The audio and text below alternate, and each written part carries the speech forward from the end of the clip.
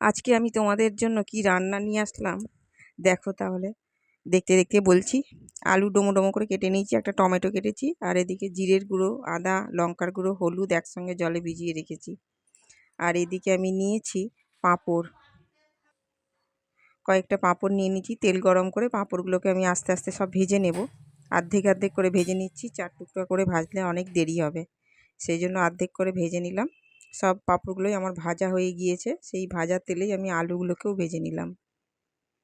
এবার আলুগুলো আমি তুলে ওই তেলের মধ্যেই জিরে আর তেজপাতা, শুকনো লঙ্কা সোমবারা দিলাম। ওটা ভালো করে, মশলাটা ভালো করে ভাজা হয়ে যাক, ভাজা হলে গন্ধটা ভালো হয়। তারপরে আমি টমেটো কুচিটা দিয়ে দিলাম।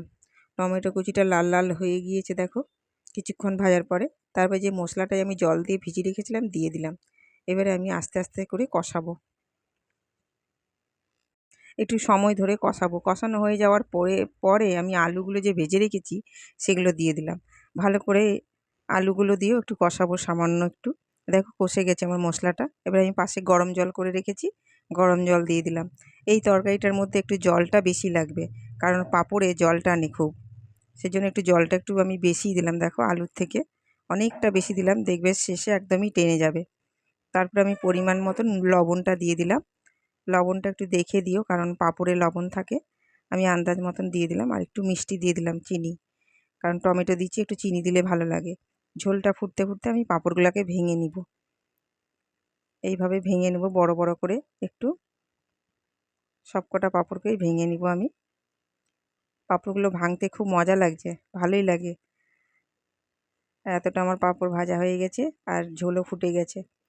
এবারে আমি দিয়ে দেব পাঁপড়গুলো, ভালো করে মিশিয়ে নিই। দেখো কতটা জল দিয়েছিলাম না, সব জল টেনে নিয়েছে, আরও টেনে নিবে। দেখো এবারে এইভাবে হয়ে গেল।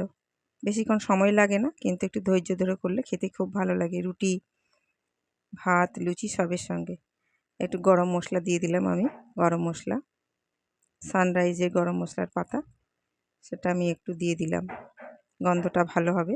আর সঙ্গে ঘি, ঘিটা কিন্তু দেবেই, ঘিটা না দিলে খেতে কিন্তু ভালো লাগবে না তেমন। এবারে ভালো করে নাড়াচাড়া করে দেখো, একবার বানিয়ে দেখবে সবাই, খুব ভালো লাগে খেতে। বানিয়ে আমার কমেন্ট বক্সে কমেন্ট করে জানিও কেমন হয়েছে। হয়ে গেল আমার পাঁপড়ের ডালনা, কেমন হয়েছে জানাতে কিন্তু ভুলবে না।